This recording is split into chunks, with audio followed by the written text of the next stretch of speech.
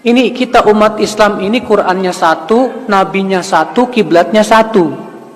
Tapi kenapa kok bisa pecah belah ya? Apa kata Ibnu Abbas dengan jawaban yang luar biasa? Katanya boleh bermajlis kepada siapa saja selama yang disampaikan Quran dan hadis. Rasulullah bersabda mensifati kaum Khawarij. Kata Rasulullah SAW apa Pak? Tentang orang Khawarij, yaqra'una al-Quran. Mereka membaca Al-Quran dan bahkan menghafal Al-Quran. Yaquluna min qali khairil bariyah. Mereka juga membawakan sabda-sabda Rasulullah SAW. Yamruquna minad din, tapi mereka melesat dari agama. Kama yamruqus sahmu minar ramiyah, seperti melesatnya panah dari buruannya. Ternyata Rasulullah mensifati orang Khawarij itu bawa Quran, bawa hadis. Tapi subhanallah orang Khawarij Rasulullah sebutkan apa? Melesat dari agama. Yang salah ini Quran atau hadisnya atau apanya yang salah, Pak? Pasti yang salah pemahamannya. Makanya kalau ada orang berkata yang penting ustadz itu bawa Quran dan hadis, belum cukup. Kenapa? Buktinya Rasulullah mengabarkan tentang kaum Khawarij, dia bawa Quran, bawa apa? Hadis. Dan ternyata hasilnya malah melesat dari agama. Aneh. Makanya Rasulullah SAW mengingatkan dalam hadis yang lain tentang pentingnya mengikuti pemahaman siapa? Pemahaman para sahabat, para tabi'in, para tabi'ut tabi'in. Al-Quran juga mengingatkan itu.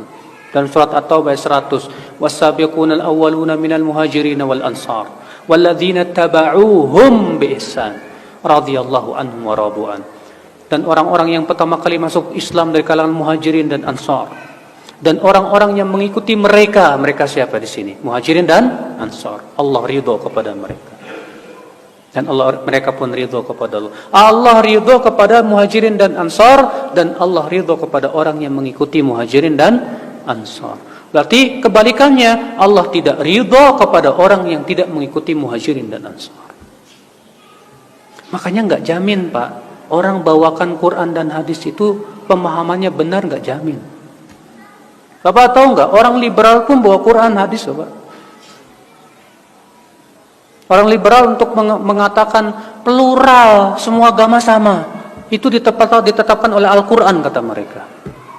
Mereka berdalil dengan surat Al-Baqarah 62. Innal ladzina amanu wal ladzina hadu wan nasara wasabiin man amana billah wal yawmil akhir wa amila shalihan falahum ajrum 'inda rabbihim wala khaufun 'alaihim wala hum yahzanun. Sungguhnya orang yang beriman, Yahudi, Nasrani, Sabiin, siapa yang beriman kepada Allah dan kehidupan akhirat, surga. Tuh lihat. Jadi sebenarnya semuanya masuk surga, cuma caranya aja beda-beda. Kita katakan ini yang salah ayatnya apa pemahamannya ya? Gak mungkin yang salah ayatnya Pak, pasti pemahamannya yang salah. Makanya dari itulah ya akhi, ya, gak cukup kita katakan yang penting dia bawa Quran dan hadis. Kita katakan kita lihat pemahamannya sesuai dengan pemahaman siapa. Kalau dia pahami dengan akalnya sendiri, bahaya Pak, bahaya. Makanya Umar bin Khattab bertanya kepada Ibnu Abbas, "Hai Ibnu Abbas, aku merasa heran," kata Umar bin Khattab. "Heran apa ya Amirul Mukminin? Ini kita umat Islam ini Qur'annya satu, nabinya satu, kiblatnya satu. Tapi kenapa kok bisa pecah belah ya?" Apa kata Ibnu Abbas dengan jawaban yang luar biasa? "Hai Amirul Mukminin, kita para sahabat belajar bersama duduk di majelis Rasulullah. Kita melihat bagaimana Rasulullah mempraktekkan Quran, bagaimana Rasulullah menafsirkan Quran, dan kita memahami langsung dari Rasulullah SAW. Dan nanti akan ada suatu kaum yang mereka memahami Quran dari pemahaman sendiri. Kalau mereka sudah memahami dengan pemahaman sendiri, ikhtalafu, saat itu mereka pasti berselisih." Subhanallah, jawaban Ibnu Abbas radhiyallahu anhu arba. Makanya akhi, sebaik-baik pemahaman siapa? Sahabat. Ya. Itu yang sudah terjamin. Ya udah, kita gali pemahaman para sahabat dalam kitab-kitab para ulama, banyak alhamdulillah. Maka setiap akidah yang tidak sesuai dengan akidah sahabat wajib kita tolak. Iya. Setiap pemahaman agama, pemahaman terhadap Al-Quran dan hadis yang tidak sesuai dengan pemahaman para sahabat, wajib kita tolak. Karena itu pasti salah. Iya.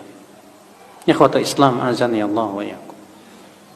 Ya, saya pernah Pak, waktu Jumatan di Jakarta itu ada seorang khatib membawakan ayat dan menafsirkan ayat. Innamat taubatu 'ala Allah lilladzina ya'maluna su'a bijahalah. Sesungguhnya taubat di sisi Allah hanyalah untuk orang yang melakukan maksiat karena kebodohan. Apa kata dia? Berarti orang yang melakukan maksiat dalam keadaan dia tidak bodoh, tidak ada taubat buat dia. Berarti kalau kamu berbuat maksiat dalam keadaan kamu tahu itu maksiat, taubatmu tidak diterima sama Allah. Ajib, saya mendengar itu aneh sekali. Saya rujuk kitab-kitab tafsir, nggak ada satupun ulama yang berpendapat seperti itu. Yang ada kita dapati pendapat para sahabat bahwa ayat ini masuk padanya orang yang berbuat maksiat baik tahu maupun tidak tahu. Bahkan orang yang berbuat maksiat dalam keadaan itu tahu itu maksiat, itu bodoh itu orang. Iya nggak? Bodoh nggak, Pak? Bodoh. Sama seperti saya katakan kepada Bapak, di gelas itu ada racunnya, jangan diminum. Udah tahu ada racun, diminum juga. Boleh nggak saya bilang kepada Bapak, bodoh kamu tuh. Udah tahu ada cara racun, kok diminum. Maka kita katakan orang kepada orang berbuat maksiat, bodoh kamu itu. Sudah tahu maksiat menjerumuskan ke neraka, kok dilakukan juga. Bodoh tidak, Pak? Bodoh. Nah itulah yang akal Islam.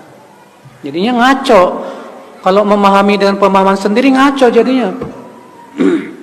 Ada lagi orang bawain hadis, man mata walaysa fi unuqi bai'ah mata mitatan jahiliyah. Siapa yang meninggal dalam keadaan tidak berbaiat, matinya bangkai jahiliyah. Akhirnya apa coba? Dia bikin kelompok, bikin imam, kemudian mengatakan apa?